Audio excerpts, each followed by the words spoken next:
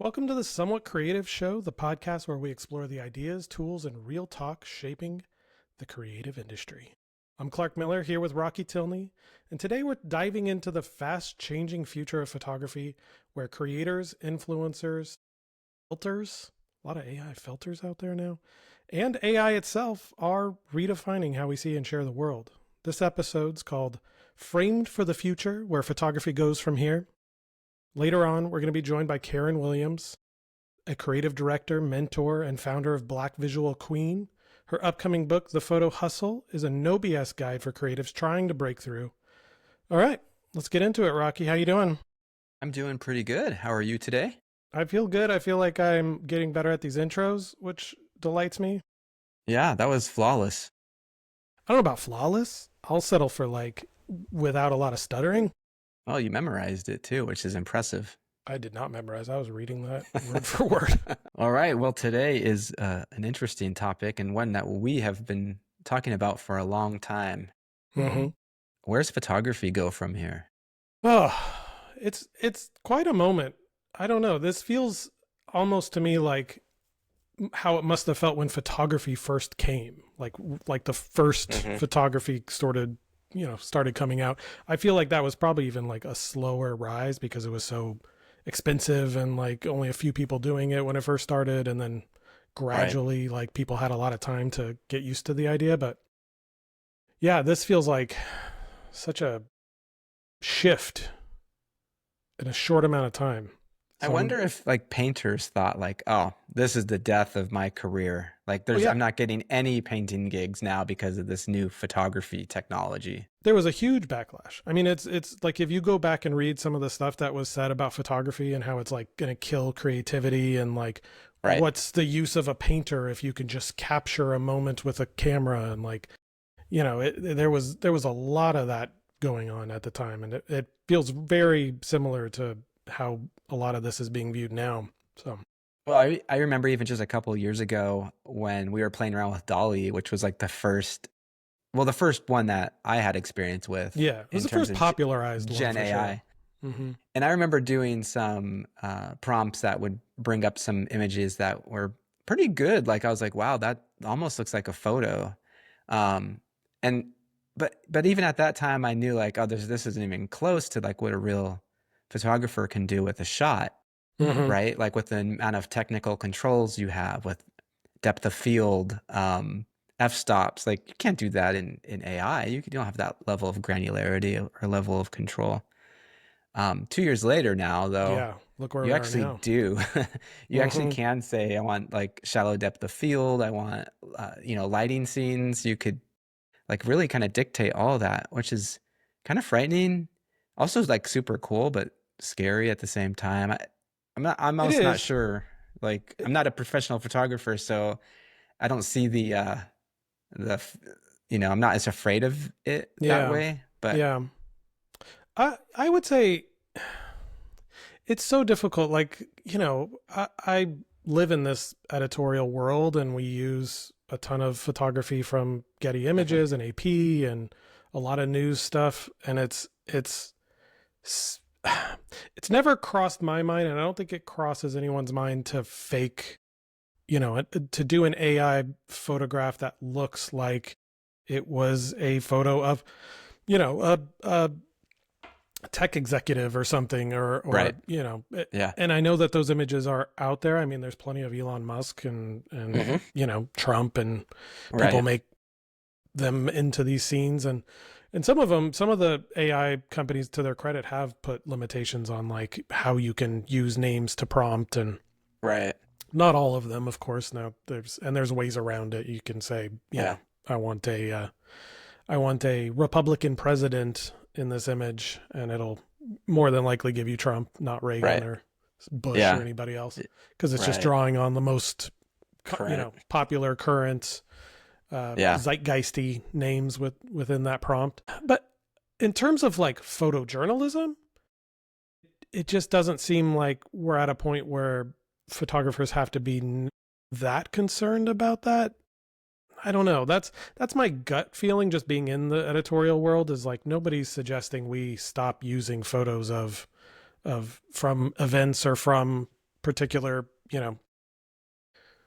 news events. Yeah. Well, So it's an interesting idea though, because you're talking about like kind of the archival type footage, like of actual events and actual historical events that happened. Um, and I wonder if we fast forward like 100 years, are you going to be able to look back at images and go, "Oh, that's real, that's fake"? Like when you lose the context of the moment and you're fast forward a hundred true. years in the future, like then how do you know what was real? It's kind of the old Um, like George Washington chopping down the cherry tree. It's like, was that a real story or was that all made up? right. And a lot of historians believe that was a fictionalized story, but Yeah. over time it just gets pumped into the idea that it was real. So is the Yeah, it same thing going to becomes happen with real. some of these photographs and AI generated stuff? Will anybody ever know what's real and what wasn't at this time and in the future? Have seen tools that are like AI detector tools where you could run an image through it and it will tell you if it thinks it's AI or not, AI generated or not, Yeah, which which is interesting. I've never quite understood like how those detect it. I guess they just look for certain patterns and things, but like I don't know what's hidden in these images. I haven't dug deep Yeah. into the actual technical side of that and like what is it finding in these images that can Well, tell it it's AI?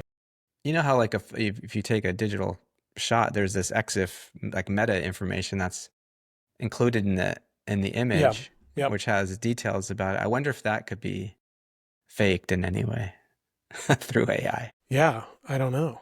And if you took that like I even wonder if you took like a screenshot of an AI image and then ran it through because then Mm. it wouldn't have any of that XML like file data No, stuff. it wouldn't. Right. I don't know. It's like Right. I wonder if there are ways around the detectors. I don't know. It's a crazy time. It's the Wild West. Even the laws haven't really caught up to this. When you get into the like copyright law of AI, and the courts have sort of ruled that you can't copyright anything that you generate with AI Hmm. until you actually take like if you take it into Photoshop and change something. Yeah. Then it has a human that has done something to make it theirs and then you can copyright it, which That's is interesting. Yeah. I don't know what the level like how much do you have to if you change 1 pixel, does that Yeah. count? I don't know. Well, it's like derivative works, I suppose, and then it becomes yours. Yeah, yeah. So technically, everything that's generated by AI is in the public domain, and no one owns it. But Right. try Right. telling the AI generated company, founders that it's a crazy time. I don't know where we go from here. I was reading an article recently about how Microsoft used 90% AI, I think it was, in a I think it was a Surface tablet commercial that they Oh yeah, did. They did it, I think they pretty much did it all in-house, but nobody even knew it was AI generated for like months. Like they got away with it. yeah, because it's It's getting in, to that point for yeah, sure. and then it's like, um, does it matter if it's not real if nobody knows? Yeah, I don't know. I don't know. I mean, the big uproar right now is from the creators saying you're taking jobs, you're taking the lifeblood of this community and taking it out of the art by using AI.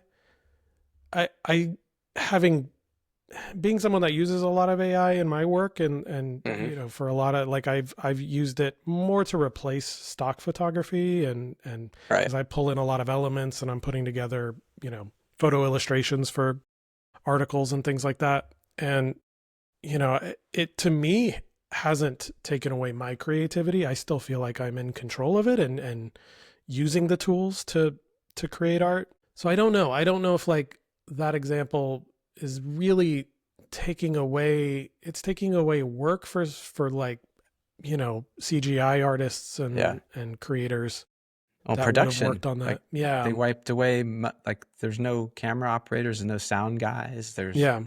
none of There's that. still an artist behind it, like saying, this is what I want. And I think that is still an artist, still a creative Hmm. that is Yeah. generating that. You know what I mean? I Right. think that Right. person, whether or not they have the title or whatever, maybe they just have marketing director as their title and they're generating it. But there's still creativity involved. So I don't know where you draw the line between that and, you know, being our guest today and commissioning a photo from a photographer. Right. Like, is it different if that person? Obviously you're taking the photographer out of it, and that sucks. But there's still a creative involved. Is it just fewer jobs? Are there still going to be creative jobs? Is it really replacing an entire industry with AI, or is it an augmented tool that's going to limit the amount of jobs? I don't know. There still needs to be somebody that knows about photography and knows about images. Yeah, and we talked a lot about workflow in the past, about how each essentially part of the project has a different there's a different level of expertise, right? So you have a copywriter that's writing a script, you have people editing the script, you have voiceover, you have the production crew, you have all the post-production stuff, editing, visual, color correcting, all that. So you're basically taking all those steps out for the most part. You still need the narrative aspect in the beginning. I just wonder how much of that can be, AI generated. Can you generate the narrative with a light human touch? Anyway, it's kind of a whole crazy thing, because it's such a rapid shift from where we've been to, just even producing stuff a couple years ago to now. It's a totally different ballgame. That's a really, really quick turn of events. It really is. There was something I came across the other day I was going to share with you and get your input. This I thought was interesting. Okay, so I'm on Adobe Stock yesterday looking at images, like background patterns and things like that, just to get some inspiration from. And then I see images there that are like 100% AI generated, and they're not very good. Like the perspectives were off. It looked like really wonky. And then I'm thinking, how does Adobe think they could sell that to me when I could go into Midjourney or ChatGPT or DALL-E and generate that myself? Like, they're going to charge or have somebody use their subscription credits for that? Like, how do they get away with that? Well, here's the thing I will say about that is there have always been really crappy stuff on those stock sites too. Like, if you get down to the last page of some niche topic that you're searching or whatever, you can find some really bad stock photography that was made by a person that's just awful. And like, how did this get through? But I agree with you. It's like, that's why I've started to like convert in my own process a lot of my stock photography to just generated AI, because a lot of the stock photography is just going that direction anyway. It's overwhelmed by it. So I don't know. It's a tricky topic. And yeah, the quality is it just gives you more stuff to wade through that's not great. Like, you're already wading through stuff that's not great. And then now you have generative AI in there, and it's like, ugh, now I have to go through this stuff too. But is it because you're noticing it right now? In a year, will you even notice without the little watermark or without a little indicator? I mean, there are things on there now that in some of the stock sites and stuff that are, and speaking of photography, it's really like nailing, photos of people. I think there's so much for it to draw from. There's so many photos of people in the source data that like it really can do a great job with like a photograph of a organic subject, which is ironic because that was always like in CGI art, that was always the hardest thing to like simulate, right? With like hair textures, and like it took years for them to be able to like get anywhere close to like a photoreal quality with like within CGI, like building an entire character out of CGI and making it look like a human. That took countless thousands of man hours and experimentation and computing power. And now now we can create these AI characters like that look photorealistic and look like humans. Where it actually has a lot of problems is like very symmetrical objects and like real things that have edges and textures and like, it's funny that it's the plasticky stuff is almost, you can almost tell more with AI. It was generated with AI than you can with the organic stuff, which is a complete flip-flop of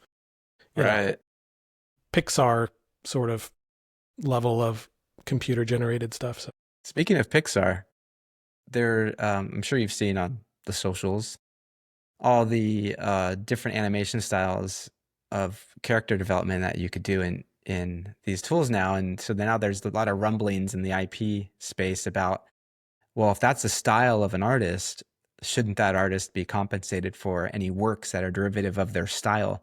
So you see like the Pixar style, you see anime style of specific artists in those fields, right? And now people are producing stuff that looks just like it. So I don't know if is it just inspired from, or is there any actual grounds for compensation because of, you know, these IP conflicts? It's an interesting concept. Well, especially because that's always been the tradition in art. Like great artists steal and you know, good artists borrow, and like it's a little more blatant now though. I think it is like blatant. So obvious now. Yeah, I don't know though. Is it? I don't know, because there's always been artists that like will take somebody's style and replicate it and do it themselves, and you know, nothing is original. It's hard to say that AI is doing something we've never done, because we've done that, you know, throughout history. People have taken the style of some other artist and built upon it, and you know, if you limit that creative, if you say, well, I did it and now no one else can do it this way, then it's like, what kind of, you know, limitations are you putting on the future for people to like build on these things? And if we say AI can't, I don't know, maybe maybe it just has to be a human can steal another artist's style, but a AI can't. Yeah. Well, you know who this would be, if we only had a photography expert on our show, we could ask. Maybe that is maybe we should bring somebody in. Yeah, let's bring someone in. How about that? Sounds good. Karen Williams is joining us on the show. Karen is a creative director, mentor, and founder of Black Visual Queen. She's worked with major brands like Airbnb and Square, and she's on a mission to help photographers turn passion into a profession. Her upcoming book, The Photo Hustle, is a no BS guide for creatives trying to break through, and we're lucky to have her on with us today. She is one of my favorite people that I have ever worked with. And I'm including Rocky in that. I'd throw him to the side. Bring in Karen Williams anytime. Welcome to the show. So happy to have you. How are you? Thank you for having me. Yeah, Clark, you know, it's been a minute. I remember when I first started at San Francisco Magazine, that's where we met and got thrown in and like, hey, I want you to take a picture of this like far right like guy, Alex. What I forgot. God, yeah. That was literally my first shoot. And they're like, here you go. Here's the photographer. I feel like that was at the dawn of the like, you know, rise of the white supremacist radical right kind of reinvigoration of it all. Barkbright? Yeah, Barkbright. Breitbart. Breitbart? Yeah. Oh very forgettable name, but yeah. Man, you got some good photos of that guy too. Who was the photographer on photos, that? But it was like, do we want it to be good? Do we? I know. Wasn't that the Steve Bannon? Wasn't Steve Bannon the Breitbart guy? Didn't he? He was like part of it, I believe. Yeah. He took it over. He became like editor-in-chief of it, but this is the guy that like started the site or something. Okay. I don't know. Right. But like the photographer got some amazing shots. All credit to Karen Williams. Every photo in that magazine was better than it should have been. I remember I want to tell the story of when we were coming to the end of like the good days of San Francisco Magazine, when it was like right before I left, right before John left, our editor-in-chief at the time, and like the magazine kind of got back. We won't talk about that, but we were coming to the end of the good times and our budgets got cut. And I remember we had this amazing idea for a fashion photo shoot planned. Of course. With the flowers, and we had and it was going to be this like amazing. I think we had planned to like go to different locations, and we were going to shoot with these flowers. Like that we had found. I don't know who found. I don't know if Erin. Yeah, Erin lovely. Had found the florist, and then she was our fashion editor at the time. And Karen found an amazing up and coming. Like I will say, Karen's eye and her ability to find these up and coming photographers that you could tell that have this talents and everything just bursting forth, because they've all become like high paid, you know, high industry level fashion photographers and stuff. Everybody that we worked with at that magazine has gone on to even bigger and better things. And I, you know, again, that's Karen Williams. She's finding these people. That was one of my favorite shoots. I don't know how we pulled it off in the budget, but and that's what I was going to say. Everyone loved the vision of it. The budgets got cut, and I remember getting word that like we don't have the budget for this. We should just do the company that owned us had a bunch of magazines, and they would just do like one photo shoot for fashion for spring and fall, and then drop it in all the magazines they owned. And, somebody would write a little something to make it sound like it was for that area. And they wanted us to just use that. And they were like, we just don't have the budget to do it. And I remember just kind of going, oh, I guess we just don't have the budget. And I told Karen that. And then she comes into my office like a day later or something. And she's like, no, I think we got to do this. We got to make it work. I can cut the budget down. We can shoot in the flower studio with the owners of this flower art company, and we can limit it. We can shoot, just a couple models. Like, we can bring it all down to scale and shoot within this budget. And she did not give up on this shoot. And I was like, that to me was everything you need to know about Karen, because she will not give up, and she is in it for the art and the idea. And I just remember being so impressed and was just like, damn, this is amazing. Thank you. No, I, just with under your leadership too, as well, of just the creative director and being go on. Rocky, we'll involve you soon. We promise. Oh, I'm here for the ride. It's just it was just a ragtag kind of art team. It was just the three of us, and and then there was an art director too, and just making it work and just trying to create the best magazine that we humanly could. I know for me, that's just my ethos of if I'm going to put my name on it, I want to try to make it as best as possible. But I'm glad you start with the best one, but I remember the worst one. I don't recall any bad things ever, because they just don't remember that. It was the chefs. I don't know if you remember that one. Wait, the chefs that's the one. The one where we did. I remember that, and you did some miraculous. I mean, it wasn't the best, but you made it. It was the lighting, right? Yeah, it was It was. I think it all turned out. I think it turned out pretty well. The best, and then you always have to go to worst, because it wasn't always sunshine and rainbow. See, I don't even remember the worst ones. I only remember the good things. Not me. That's the glass half full. Because you learn from. Yeah, true. Those are the ones. Actually, that's a good question. What do you think you learn from the most? Is it those kind of shoots? Is it the ones that go off the rails? And when I was so naive and thinking, okay, I'm, because I kind of mentioned in a book of thinking, okay, I see, this guy does this photographer does shoot celebrities, shoots okay. And I'm thinking, okay, it's kind of dated. And I'm like, okay, I think you can pull it off. Because always when I was there in San Francisco, I wanted to make a point of trying to bring in new talent, because I just been in places where we just used to saying 5 photographers. And I want to make sure, there's a lot more out there, right? And it's hard to break in. So again, thinking and then being on that set, and it was a disaster. But I was on set for that one, and I couldn't even talk to the photographer because he had some person, and wasn't, I don't think, official assistant. I had to talk to that person, and then that person talked to the. It was just, weird. You learn a lot more for those where it's okay, what not to do, or if you have to, because in the book I always say, I'm not going to burn. I always say I don't burn bridges, because you never know when you're going to have to reconnect and use photographers against your will most of the time. But most of the time. Learn, and you're okay, if I have to, I know what I need to do and how to make. Hopefully this photographer, set this photographer up for success. Yeah. Yeah. Or what I need to do on my end to be okay, I need to make sure this is covered. I need to hire this thing. That's a great takeaway from that kind of thing is how do you, because working with photographers, and this more than me, but there are personalities, there are styles. Everybody kind of works differently. They want a little bit different levels of collaboration.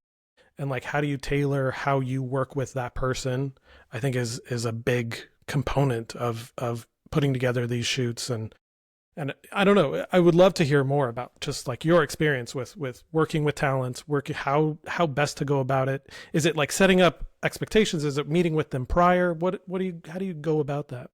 I think for me, I am just, because of just in my heart, I'm a producer, and it's you just need to get it done. I'm always I like to be prepared as much as possible, because, when you get on set, anything can happen, right? So I'm all about, like I was saying, setting the photographer and the team up for success. So I'm doing that back end work to make sure, okay, I'm meeting with talent. Let me see the vibes. if I have to talk to agents and see like what do they like, what they don't like, you know, finding all those key things. Because I remember one of my other first shoots was, you know, gosh, not Hayes Valley, but it was those activists, LGBT activists. And I remember I was in a bar and I didn't know one of them was a former alcoholic. And someone pulled me aside and they were like, oh, we're in the bar. And so he feels kind of uncomfortable. So I was like, you know, again, learning. So making sure I can learn as much as possible to make sure like, okay, I'm going back to the photographer and here's what, you know, what to do, what not to do, you know, and making sure like the photographer has everything that they need.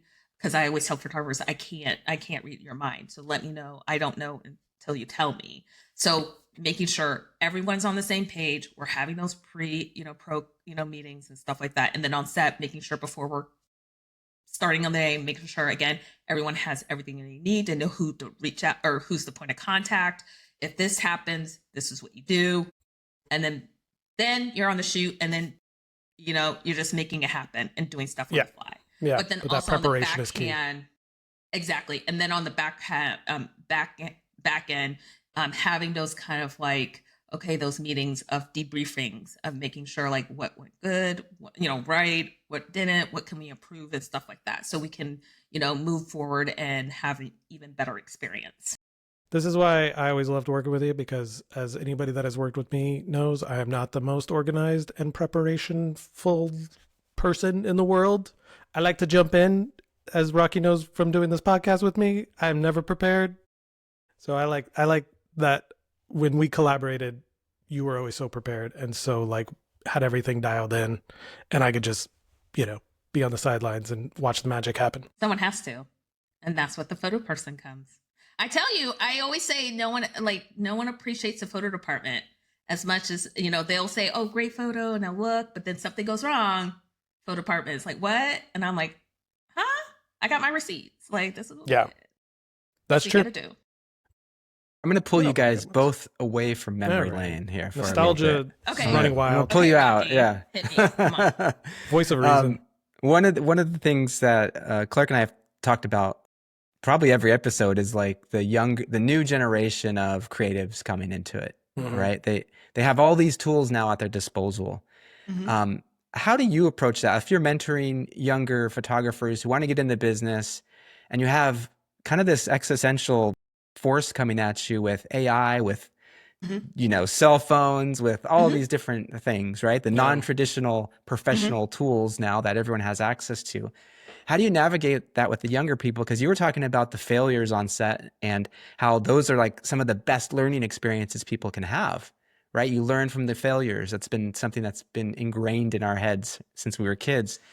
But I feel like we're not allowing the failures to happen because we have perfection in all of these other tools. So what is your kind of advice for young creatives that want to get into this field and don't know where to navigate? Yeah. Okay. So kind of like, I always say, when people come to me and photographers ask me, I'm like, okay, I'm gonna, take you off your fun party train, because I feel like what for young photographers are, the things that are being like told to them is at a disservice. They're like, oh my God, I can make like 6 figures, or I can immediately graduate, or after I'm like self-taught, I can just hop on and I'm going to get all these 6-figure jobs and be able to live full time on it, which eventually you can, but reality, you can't. And this is why I put this in a book. And I always say, no. Like when literally they'll come to me and say, I want to make money. I want to shoot brands because I want to make lots of money. And I'm like, well, how much is a lot of money? And they're like, we'll say throw a figure like 10,000. And okay, that's nice. Okay. So for example, I live in California. So 10,000 day rate, let's say it's a 1-day shoot. Okay. Half of that's taxes. Yeah. Oh, I have an agent. Do you have an agent? Because an agent takes 20%.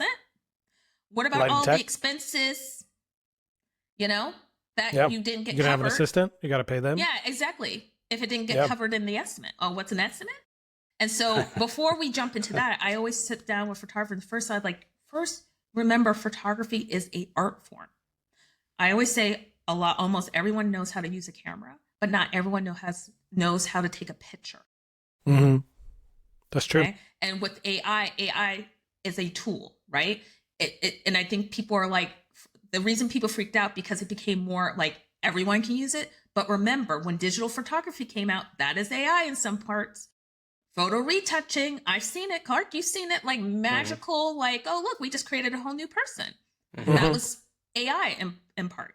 And I always say, it's like, as you're coming up, AI is only going to take out mid and below.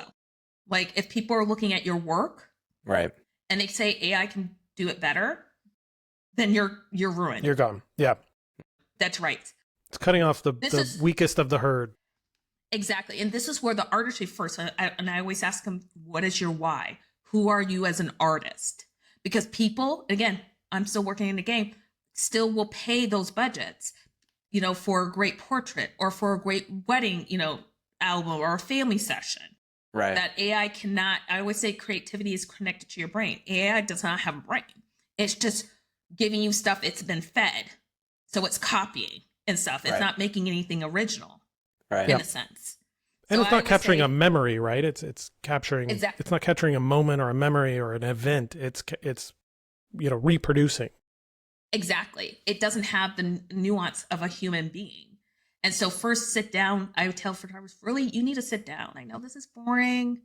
It's like work research, but you have to first understand what's your why of why photography. What do you want to, like, ask yourself these questions, even if you want to pivot into a new niche or just in general. I feel like this can go through, this kind of reasoning can, you know, across many different kind of niches and genres and all that and industries. But, you know, what do you ultimately want to be doing with your work? You know, what do you want to be shooting? Then it's like, hey, maybe you said, I want to shoot for the top food brands. Okay, fine. What kind? How? There's some photographers. What, are you going to be black and white film? Or are you going to be high poppy in studio? Are you going to shoot natural light? Are you going to be lifestyle? Yeah. Are you going to be editorial? Are you going to be, you know, commercial brand? Like what, you know, you start kind of breaking that down. You're like, oh, there's a lot more to it than just picking up a camera and just taking a picture of a burger. What we're on our side, we're hiring for artistry that's fitting our creative brief because we want to hire you for your artistic vision. Again, yes, you're going to be playing in some type of brand sandbox because of guidelines and stuff like that. But I always say at the end of the day, when you look at the final product, it should feel 90% you. Mm-hmm. You know, that's a good take. Yeah. Yeah. Karen, there should be enough of you in there. Do you feel that new photographers should sort of pick a lane when it comes to like the sort of creative that they want to focus on? Or, in other words, I guess the question is, are you a generalist or are you a specialist when it comes to your artwork? Okay, if you're trying to be everything to everyone, you're no one. This is what I think photographers get hung up on. They're like, I want to shoot everything. And I'm like, whoa. First master something first. Okay, when you look at those top photographers, and this is why I say research when you figure out, let's say I want to be the top food photographer, go and look at the photographers and because nothing is invented under the sun, you know, nothing's new under the sun. Go look at the top food photographers who's shooting what you actually want to be shooting in for the brands, because they're going to show you, that's your kind of your competition, and they're going to show you how they're positioning themselves. And you're going to see, okay, they have a mastery of food. Like when you look at their site, like I always tell photographers, this is why presentation is everything. When people are looking at your site, you just want them to go ooh and ah. Like they like, whoa, these are amazing. Like I want to work with that person. But you will see with most of these top photographers, portraits, food, whatever, still they'll be like, oh, here's portraits. But you know what they did? First, they mastered food photography and their look and their aesthetic and who they are as an artist. Then they said, okay, I want to start shooting people like chefs. Well, how does my artistry apply to now portraits? Mm-hmm. And there's a consistency. Adding that component to it, yeah. Exactly. So when you're going from portraits to food to then still life, maybe of like food cookery or whatever and stuff like that, there's still a cohesiveness because it still feels like them. And I think the mistake newer photographers make, they just go and just start shooting, not understanding like their aesthetic and what they like and what they're doing. And so it feels blah and bland and like. But don't you have to discover that? Don't you have to discover that to some degree? Like, is that what you're saying is like, you need to take that time to discover what your niche or your, You should be so that's my concern, time. Karen. That's my concern with what's happening right now is we're by reducing the everything down to like we talked about, like you're cutting down the herd and you're getting rid of like the stuff that's not great. Are we eliminating that space for people to find their niche, to develop their talent? I remember when I was first shooting and starting in photography, because that's where I started, like my creative journey was photography. And it was, you know, the dawn of like good digital cameras were coming out and everything. And so I really got into that. And I was shooting to start just landscapes. I was just like a landscape photographer. That's all I wanted to shoot. I loved it. And, you know, there's not really any money in that, but that's what I really loved. And from that, I sort of started to shoot more people. And like I went on a trip to Europe, and I just found like I didn't care about the architecture and landscapes and stuff. I felt very bored by that, but the people really like started, you know, making me kind of creatively inspired. And I thinking about that process and thinking like, how do people coming up today have that opportunity if there's no work for them, if there's no like lane for them to go down? If it's all, if landscape photography was all AI generated and I was just like, well, I could just press a button and get a cool landscape photo, then I don't know if I would have gone down the route that I did. I don't know. That's my concern, is we're missing out on that segment of our journey, I guess. I think that's the disconnect of like schools, or if you're self-taught, that after you're done, you still have to continue to create, even if you're not getting paid or not. And what I tell photographers, there's no shame of if you have to take like a 9 to 5 or something on the side to supplement. Because I always say, I'd rather you work with, with the mindset of financial security versus taking any job and thinking of like, I'm going to get better. Because again, right, if you do a horrible job, people are not going to recommend you. So kind of like in that experimentation, I say always get creative. Like I always say, I think if you are truly passionate about photography, you're going to find a way to do it. And AI is just pushing people who are lazy, who are like, I just want to stay here. Yeah. Right. Yeah. And that, because like I said, people who, when you look at, you've looked at portfolios, like you just know when people have it, even in like, you just out of like, it's like, oh my gosh, you have that eye. You just have to continue. Like, it's not taught that you have to continue to create. You have to continue to evolve. And I always say, this is why I go back to when you look at, top photographers, I say, go through their Instagram, look at their archives. You will see where they started and how they have evolved. They are still mastering. You can't rest on your laurels on this, because there's more of you than jobs. Right. More photographers than jobs.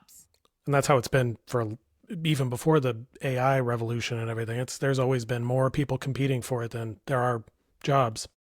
And I always say, go and experiment. Like if you really don't know, if you like, I don't know, I like food, I like portraiture, I like landscape, then start shooting it.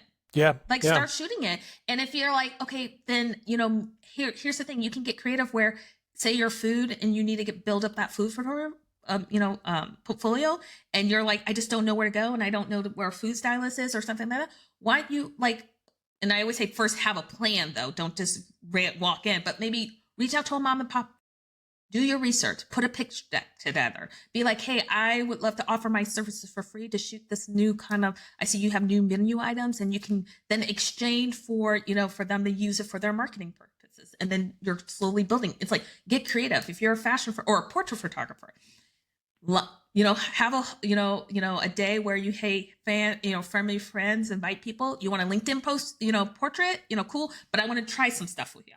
Mm-hmm. I love that. I think that's brilliant advice. And that's, you don't have to wait. Yeah. I've always told, people coming up, like, don't wait for the job to find you. Yeah. And if you are wanting to do something in this field, like make up a product, make up a restaurant, like just invent one, make some food. Like you could shoot that and say that like no one cares when they're looking at your portfolio if this place was real. Like no one, they're or just looking at the for free or on spec. Not the point. Mm-hmm. Right. It's like, you're just building it up. So because I say to photographers, ultimately websites are not going away, but websites are your make or break. Like this is going to be the first entry point. Even when I'm reading an email, like I will just push a website to see if you're worth my time. In a sense, right? Yeah. And that's why it's like people are just looking to see you don't have to have 10,000 images. I don't have 10,000 images, but you just need to going back to knowing your why and who you're trying to pitch. And when that potential client is looking at your portfolio, you just want to make sure it's singing the visual love language that they would be wanting to see. So if it's Taco Bell, if I'm working at Taco Bell as a photo director, I'm going to want to see tacos. I'm going to see Mexican food. And if I don't see that, it's kind of like, yes, you're an amazing photographer, but understanding that we are not necessarily the decision makers, and there's other stakeholders who may not be visually adept. And Clark can contest more literal. Of like, here, I found the Mona Lisa on iStock. We could totally use this, or like on Google search, or use this. Can we use this iStock photo or recreate it? Like, that's what you deal with sometimes. No, I think that's great. I think finding that passion and then doing it yourself is what leads you to those opportunities in the workplace and in your career. I think we've talked about that on the show before, and I that's great to hear that it's like also the advice that you're giving, because you would know more about this than any of us. So that's awesome. And I think that sort of thing transcends any type of creative pursuit too. Is like if you want to become a chef, like you start cooking at home. You don't wait till the restaurant hires you. Like, you have to get your start somehow. And I think with the AI, that's more true than ever in a lot of ways, because those mom and pop places, that maybe had a small budget that once upon a time you could go as a young photographer and just get that job or whatever, they may be turning to AI. They may be like, maybe even for food. Maybe they're like, this is what they're telling ChatGPT, like, this is the ingredients. This is like kind of what I want it to look like. Generate a photo that I can put on the menu. So, because I can't take a good photo of this thing. So that is replacing a photographer in a sense. But if you're creative enough and you're willing to do that work for little or nothing, as a young photographer, you can go out and contact that place and say, hey, I'll actually photograph your real food and I'll try and make it look as best as possible. And if it doesn't work, it doesn't work. You can go and use ChatGPT or whatever. But I think that's great advice to young people. Well, and that's why, sorry, I just wanted to piggyback on Go ahead. If that's why I always Shut up, Rocky. Hey, nice. We're supposed to be nice here. It's supposed to be a friendly You're podcast. Not part of this. This is me and Karen's time to reminisce. Sorry, Rocky. I just wanted to piggyback because I was off of like kind of what I was saying earlier about the research, because I'm all about saving time and money. If you understand, what you're trying to do and what you're ultimately wanting to do and what the brands and wherever you want to shoot, then when you're auditing your portfolio, you will see the holes that are missing. And so you can go to that restaurant and be like, hey, I see that Mexican, let's say for Taco Bell, I see that Mexican menu. Can I shoot that for you? So I'm doing, obviously providing a nice service, like, and being able to give them good. But you're building your book. Just that, exactly. And then, those holes are kind of filled. And then also referrals, because you never know, like maybe that restaurant's, owner niece works as the assistant to the CEO of Taco Bell. You never know, like, or, there's connections. But again, you're providing this amazing photos and you have this, amazing experience, and they're so happy. People are referring you. You just never know when, I never even thought about the power of referrals. You just never know what opportunities network can open. Right. Absolutely. Yeah, I wouldn't even have thought about like what networking opportunities are you building by doing something for free or for very little. That's amazing. Yeah, I would imagine. That's good advice. You guys talked about like restaurants a lot, and I see this all the time. I see an influencer or a social media marketing person at a restaurant with their phone and their little ring light, and they're taking pictures of the food, and they're probably doing some type of social post about it. How much of that it bleeds into what maybe the business owners are thinking is photography versus promotion? And then does it impact professional photographers who are actually trying to do really, really good technical work? Shooting food is very, very technically challenging. How do you see that like kind of impacting the industry? I don't know for Clark, but for me, being in the photo department for 15 plus years, it is a re-education, even in the departments, of explaining why we pay professionals to do what they do. Now, again, I think influencers, they have their place, and there's a certain where people want real authentic of, I want to really see, like I will look and see what does the, Chili's, little pull pour really look like, because sometimes, images can cheat a little bit. Yeah. And I want to see the actual experience. And I feel like but there's a point in place where people still want professional looking. That's why I'm not worried about AIs as much, because if you saw that backlash with Coca-Cola, people still want real people or real things, and AI only comes, I feel like, they had that kind of trend with people making like action figures of themselves or whatever in the thing. I think that's when people are like, okay, we know, but they know it's AI. They don't want to be tricked into, oh, this was AI. People still want to see real people. Yeah. So it's hard because a lot of people, again, they want to cheap out. But I always say you cheap out, you end up paying more in the end. Because I've been at companies where departments want to go rogue. They don't want to listen to the photo, design department, and like, here's how much it's going to cost. And they're like, no, I know a friend. Of a mom, grandpa, whatever, uncle, and they take it and not understanding that you still got to do brand guidelines, right? It has to pass up levels, right? And it doesn't see the light of day because we can't, there's so much, you can't just retouch something out of nothing. Right. But it's just a constant re-education. That's why I always say you have to, when I just wrote a post about this on my Instagram today about when a client says your services are too expensive, you have to articulate it. Or when you're handing an estimate to a brand or maybe a smaller brand, because bigger brands understand rates and how, how that works. You just have to articulate, line by line, why.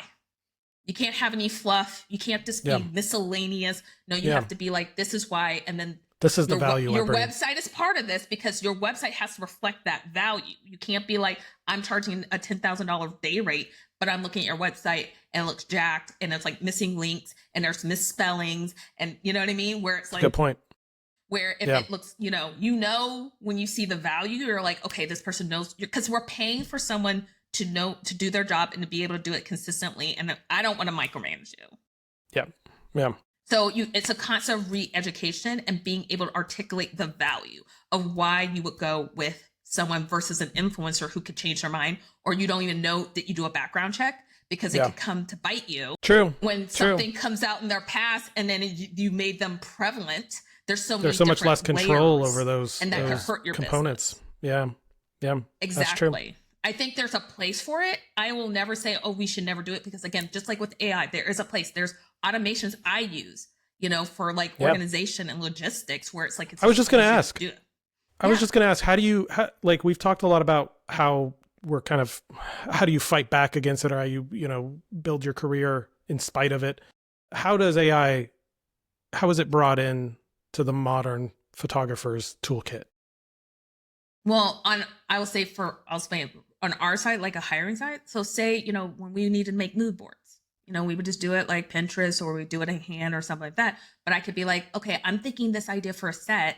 I can mark something up, take it to a set designer and be like, at least there's a jumping off point. I'm not a drawer, and stuff like that. Like that's how you can use it. As a photographer, you can use it for automation or for emails. Maybe it's for your invoicing. Maybe it is for, when you're utilizing things, cross-referencing things, or for like Photoshop kind of things, like tech things, or like writing emails or something like that, right? And I'm not saying like paragraphs, but to help, because even people forget Google search, when you Google and those words come up, that was a form of AI. And then also like Grammarly and stuff like that, AI there early, it just wasn't AI to everyone there. But I always use it for me personally, automation kind of stuff, business, admin kind of stuff. Yeah. As a photographer, or like as a creative. And so photographers, think of it as like that, as a tool. Now, and here's the thing with AI, I always say it's kind of like with digital photography. When photographers are so resistant, there will probably be a branch like with when digital became prevalent, where you'll have AI artists who will work in that realm, but you will know it's AI and they're creating and using it as a art. And they're telling people they're exactly. They're not honest hiding from it. Yeah. Right. Exactly. Yeah. Right. So, there's one I follow. Go ahead. I was just going to say there's one that I've followed since like the dawn of the AI art kind of movement, called the Neptunian glitter ball. I don't know if you've ever seen this on Instagram. I'm not. They actually, it started as just like this artist's side project, just using AI to create these, like, it started as a Neptunian glitter ball where it was like a ball for these like aliens and weird people and like, you know, space helmets and just all kinds of really weird, quirky stuff like that.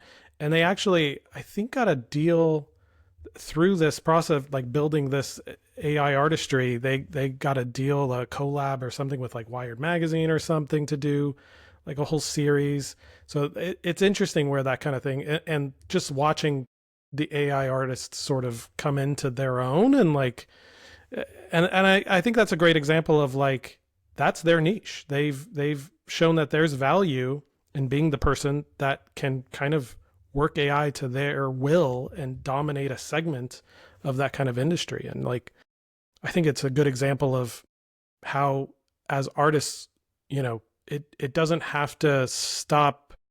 You don't have to stop being an artist or a creative because a tool is replacing another tool like a camera or a paintbrush. Right. And I love what you bring that up, because they're making, again, these artists are being intentional, and they understand who they are and what they're trying to shape with it. I think the rub comes of, or I think a lot of people see AI, they think it's like a shortcut. There's no shortcut in life. If you get a shortcut, you're going to have to pay for it somehow. There's no free lunch. And I think they just think, oh, if I just retouch this photo, and that's all you have to do, and everything is going to be magically done the way you think in your mind. No, you have to think and be able to input exactly what you want. Yeah. You still need that visual language too. You still need exactly. And you have to understand that. And you have to understand I can just do it myself in Photoshop and do it so much faster because I know what to do. So I think that's the thing with AI. It's like, if you're just relying on it as a shortcut where it's like, oh, it's going to solve all my problems and I don't have to do any It's not going to be good AI. Yeah. It's not going to be good. It's not going to be, like you were saying, those artists, like they're creating like whole worlds and new things, but there's, again, using their minds to think about these worlds and how does it work and what are you putting into it. And to your point, they're creating that niche. They're finding their like particular little segment of it that they want to use this for, and they're creating their own world, you know? I think that goes along with photographers creating that niche within a food style, like a style of photography. It's like you have to find what you're passionate about. You got to find your why. All right, I'm going to switch gears here. We're going to go from Neptunian glitter balls to Karen's new book, The Photo Hustle. Let's talk about that. What was the inspiration to writing that book, and why is this time important to release it? I wrote a book that I wish I had and for all the questions I would always get with photographers when I would like have coffee chats or portfolio reviews. And I kind of like my backstory, I'm an Army brat, and I was like, on a quote, the family photographer. My dad taught me how to use the old family, camera, and running joke. If you look at our photo album, like from years ago, I'm a family of 4, but it was a family of 3 because I was taking the picture. You're always behind the camera. Yeah. And I fell in love with it. I took a class in high school in a janitor's closet, like of really developing film. And I was like, okay, I'm hooked. I'm going to be a fine art photographer. So I went to school for it. I'm a nerd. So I had to go to school for it. And, I like the magic of like, okay, the history of photography and doing black and white and color and all that stuff. Right. And this is like 2006. So good times, in the economy. I still didn't know what to do. Because my mom was like, shouldn't you take I wish I would have took a graphic design, a minor with it, because I was always pissed that the photo torrent didn't do that, because with the graphic design, they made them take photo 1 and photo 2 as like a requirement. Yeah. But I didn't know what to do with it. What was I going to be? They didn't teach me I just thought, I'm going to be a fine art photographer, not understanding like the fine art world, it's its own piece and how you get into it and how you have to present yourself. How do you create fine art work, but it's commercial, sellable. Yeah. How you make money as a fine artist. Yeah. I didn't, they were like, you could be a wedding photographer, you could be a photo assistant. And I wasn't like, that wasn't jiving with me. So I thought, okay, maybe I'll be a teacher. But even then I was like, I don't know enough. So then I said, if I'm going to be in debt, let me just go to grad school. So I went to grad school at SCAD in Savannah College of Art and Design. And just continue to grow. And even when I graduated, I still didn't know what I was going to do. I just thought if I was going to teach, I was going to teach in the college level. But it wasn't until, after I graduated in 2008, I went to UK. I went to London again to do a photo internship at Ink Publication. It was a custom publication. Well, it's still around, but it did European airline magazines. So I was on their picture desk. That's how I even found out, oh, you could do this? Oh, producer? Wow. That's the thing about photography I love. It's like all the people I meet, like I was a lawyer and I hated it, so I just picked up the camera. Or like I was just on set and someone said, you would be good on the photo department. Like go and be a photo editor. Like this was there not are a lot more in school. Jobs. Yeah, there are a lot more jobs than the person behind the camera too. That's I think something a lot of people don't realize. You can be in the photo world and not be the photographer. But it was not taught. And so I just fell into the career, got into it somehow in 2012 and just worked my way. Like, I don't know how I got these jobs. I didn't know what I was doing. I'm grateful. I got into, went to, San Francisco. Oh, wait, no, I started at Southern Living Magazine, AARP, then, San Francisco Magazine, and then got into the tech world. And now I'm here in Netflix. But I had to learn just by Googling and just looking on the web, like, how do I do this? Because when I talk about presentation is everything, before I applied for San Francisco Magazine, and thank God, I was still using my thesis website. Like, it was terrible. Like, why are you looking at this hideous food photography? Why are you looking at my thesis? Like, and here's some couple of, tear sheets from Southern Living. And I did the research for other producers to see, oh, this is how you present. This is how you're supposed to be presenting your work and stuff, and did a completely new website. This is the same thing kind of parallel to photographers. When you look at the programs, it is all technical, which I thank you. And I love my teachers, but a lot of these teachers are not working in the field or working in the fields of like the entertainment or in the brand space or in advertising where they can teach you, okay, this is how this works in this world. They're like usually, fine art photographers, which I love. So don't get me wrong, fine art, but they're just not running a business or like, you know what I mean? Mm-hmm. You're like, here, go to a workshop, or here's like one flimsy class to be like, here's an invoice and contract. Yeah. Good luck. Like, yeah, that's what I would tell all people going into the arts, like take a business class as well. Yeah. Because you're going to need it no matter what. Or what NDAs are. I didn't know that until my first tech job. Like, oh, I have to sign this before I even talk about the job. Okay, this is new. Karen, you would have loved our last episode. It was about selling ideas. Mm-hmm. How creatives need to learn to sell. Yes. And how to pitch, So when I did 2 years ago, when I came up with the idea, it was kind of like a new you goal and stuff like that. Yeah, I said, the idea I'm for the write book. A book. Yeah. And I said, okay, I'm just going to put all the knowledge I have of what everyone's always asking me. And I feel like it's a little gate kept. And it can be clicky. It could be like, no one wants to, people are like, I'm in a circle, don't take what's mine. And I'm like, y'all, we can all at least start at the same base level, can we? Because I always say talent, if you're talented and you're passionate, you can break through in this industry. They can be plucked out of the sky by Beyonce and they got the cover of Vogue and they have a masterclass. I remember doing his masterclass. But then some who I remember of like Clark, like Katie Thompson, who did the flower for arrangements, which gave her one of her first jobs when she came to San Francisco, and Christy, coming from Wired, and she was like, I'm going to be a photographer now. They just kept at it, and they are like superstars. Like, I can't afford you. I hope I can afford you. Yeah, if you've seen a Wired cover in the past, I don't know, 5 years, it's more than likely a Christy Himclock. Christy. Exactly. And they grinded out, or Gabby Husband, like who did the cover, again, grind it out, and then you get into the circle and then you can have a stable career. So I decided, okay, I'm just going to put base knowledge. And again, I'm not an expert.